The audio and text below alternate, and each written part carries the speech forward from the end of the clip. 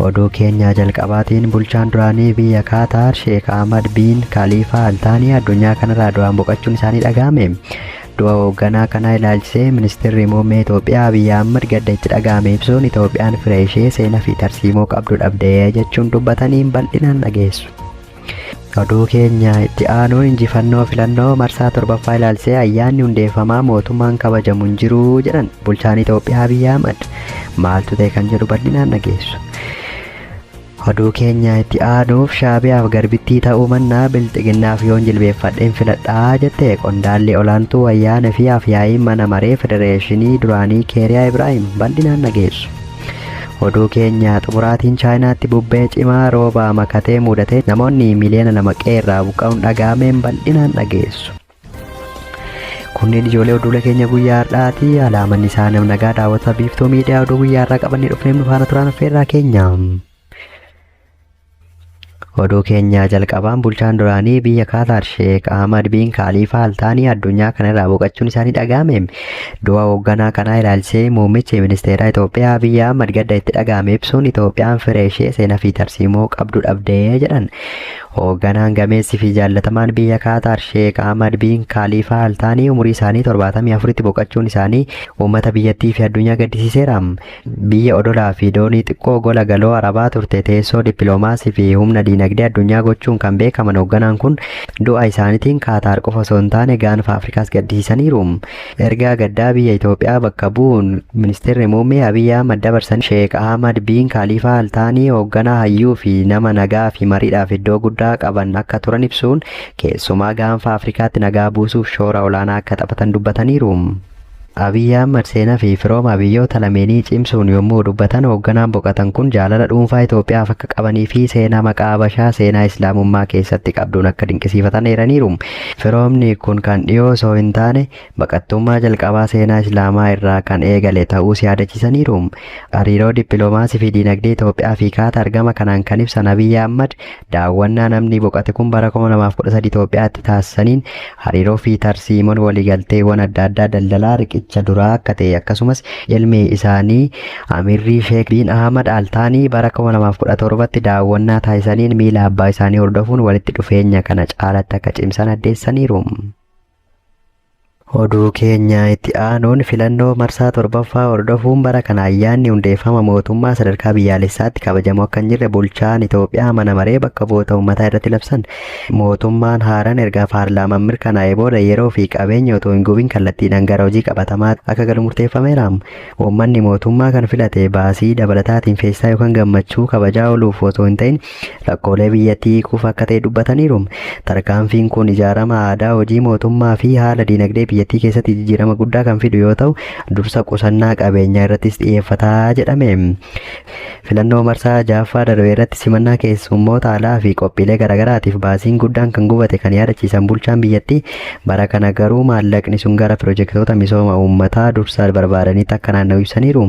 Keessattuu haala diinagdee fi gatii jireenyaa yeroo ammaa tasgabbeessuuf qabeenya mootummaa gama kanaan qusachuun furmaata dursaa akka ta'e seerameera. Gama biraatiin yaadni uummanni kan nu filate akka hojjennuuf malee ayyaana kabajaa akka oolluuf miti jedhu ergaa siyaasaa fi hawaasummaa cimaa of keessaa qaba.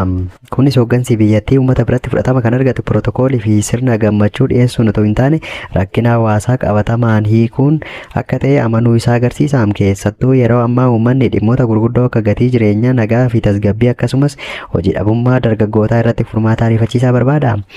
Kanaaf erga paarlaamaan mirkanaa'ee booda gara hojiitti seenuun mootummaan haaraan kun yeroo utuu hin gubin hojii karoorfame qabatamaan jalqabuuf akka qophaa'e agarsiisaa jedhamu.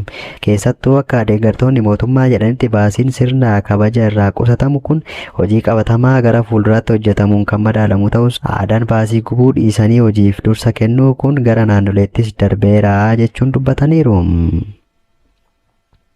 Oduu keenya itti aanuuf Shaabiyaaf garbittii ta'uu mannaa biltsiginnaaf yoon jilbeeffadheen filadhaa jette qondaalli olaantuu ayyaana fi afyaa'ii mana maree federeeshinii duraanii adde Keeriyaa Ibraahim.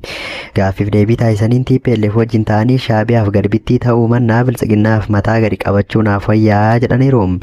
Adde Keeriyaan qorannoo TV faanaa wajjin taasisaniin warra naannoo Tigraay olaantummaan to'atanii jiran kanneen akka Dabratsiyoon Gabramikaa'el fa'aa uummata Tigraay Shaabiyaaf dabarsee kennuu isaaniif yakkamtoota godhaniiru. Aadde Keeriyaan dhaabni isaanii duraanii TPLF Shaabiyaa isa naannoo Tigraay balleessuuf hawwuuf ergamtuu fi garba ta'ee mataatti baachaa jira jedhaniiru. TPLF nuti biltsiginnaaf jilbeenfachuu hin qabnu jedhee nutti himaa ture kan jedhan Aadde Keeriyaan Shaabiyaaf garbittii ta'uu mannaa asitti yoon jilbeenfadheen filadhaa jedhaniiru. Xiinxalli siyaasaa fi haasaa Keeriyaa Ibraahim kun qaawwa guddaa fi diigama keessoo dhaaba TPLF keessatti uumame kan mul'isu yoo ta'u, keessumaa hooggantoota sadarkaa olaanaa gidduutti walamantaan dhabamuu fi ilaalchi siyaasaa garaagarummaa guddaa akka qabu agarsiisa. Haasawni keessoo isaa Shaabiyaaf akka garbaatti ta'uu mannaa biltsiginnaaf yoon jilbeenfadheen filadha jedhu kun siyaasa naannichaa keessatti filannoon jiru lamaanuu dhiphinaa fi rakkisaa ta'uu isaa agarsiisaa jedhu xiinxaltoonni. Kunis filannoo ammeenyaa lamaanii keessaa tokko filachuu yookaan isa afaan Ingiliffaatiin leezar of tuu iivil kan mul'isudha jedhu. Aadde Keeriyaan dhimma humna alaa Eertiraa Shaabiyaa kaasanii hooggantoota akka Dabratsiyoon balaaleffachuun isaanii dhugaa jiru saaxiluu caalaa sodaa Tigraay biratti Shaabiyaa irraa qaban fayyadamuun humna siyaasaa fi fudhatama TPLF laaffisuuf kan xiyyeeffatedha jedhame. Gama biraatiin haasawni kun ejjennoo siyaasaa cimaa agarsiisuu caalaa koraa siyaasaa sana keessatti mootummaa federaalaa paartii biltsiginnaa wajjin araaramuun carraa siyaasaa yookaan nagaa mirkaneessuuf yaalii taasifame ta'uu mala jedhame. Mootummaan federaalaas haasaa akka kanaa meeshaa waraanaa fi yaada dippiloomaasii godheetti fayyadamaa jiraachuun isaa dhagahameera. Walumaa galatti xiinxalli kun kan agarsiisu siyaasni hooggantoota TPLF biltsiginnaa fi Shaabiyaa gidduu jiru hundi fedhii uummata nagaa irratti osoo hin taane lola aangoo fi humnaa irratti kan hundaa'e ta'uu isaatii jedhame. Oduu keenya xumuraatiin Chaayinaatti bubbee cimaa roobaan makatee mudateen namoonni miliyoona 2 qeerraa buqqa'uun dhagahame. Obomboleettii hamaan lafa sochoosu Chaayinaatti torban keessatti si'a 2 mudatee namootni miliyoona 2 qe'ee isaaniirraa gadhiisanii akka godhaniif sababa ta'eera jedhame. Taayifoon Baabii kan jedhamu obomboleettii hamaan kun hanga kiiloomeetira 100 irraa marmaaraa jedhame. Hanga bal'ina dachii biyya Faransaay akka jechuuti. Obomboleettiin kun jalqaba sanbata dura magaalaa handaara galaanaa jirtu Taazuu keessatti kan mudate yoo ta'u, kan lammeessu ammoo Weenzaa'u keessatti halkan qixxee mudate. Odola fagoo Jaappaan kan taate irraa dhukkee kaasee Taayiwaanitti rooba cimaa kan hordofsiise yoo ta'u, fiixee kaaba Taayiwaanittis sigiga lafaa hordofsiise. Sigigni lafaa bubbee hamaan kun uume kun Filiippiinsitti yoo xiqqaate namoota 17 ajjeesee ture jedhame. Bubbee hamaan tiroopiksii kun laaffachaa dhufu sammallee jiidhiinsi olaanaan duumessa keessa waan jiruuf yaaddoo hamaa uumeera. Bubbeen kun gara kaaba lixaatti yoo deemu humni isaa dhawaata irrachaa akka deemu tilmaamameera. Dilbata ganama wiirtuun bubbee kanaa magaalaa kutaa bulchiinsa Zahang kan taate Hoozonguu keessatti dhaqqabu miidiyaan mootummaa Chaayinaa gabaase. Ogeeyyiin akka jedhanitti obomboleettiin kun wiixata gara ba'a Hayyuu roobii ammoo galoo galaana Shaandoogirraan kan kaaba galaana keelloo bubbisaa jedhame. Miidiyaan mootummaa akka gabaasetti naannoo Zhang keessatti namoonni miliyoona 1.7 qe'ee isaaniirraa buqqa'aniiru. Naannolee ollaa keessattis namoonni 10,000 lakkaa'aman biroon godaansifamaniiru jedhame. Zhang keessatti manneen barnootaa, hojii fi sochiiwwan alaa kan dhaabatan yoo ta'u, balaliiwwan xiyyaaraa 400 fi tajaajilli baaburaa kurnanootaan lakkaa'aman haqamaniiru. Magaalaan Wanzeewu kan uummata miliyoona 10 ol qabdu toora sochii obomboleettii kanaatti dhiyoo kan argamtu yoo ta'u, abboomin taayitaa jiraattota 100,000 lakkaa'aman qe'ee isaaniirraa baasaa jiru jedhame. Jiraatan magaalaa sanii Liizhaang Rooyitersitti yoo himu sagalee baaxii manaa fi dameewwan mukkeenii yeroo kuffifaman dhagaa turree jedhe. Dhuguma sodaannee turre jedheera. Akkasumas mootummaan Beejing balaarraa ooluuf namoonni 100,000 akka gadhiisanii ba'an ajajuu isaa qondaalotni ibsaniiru.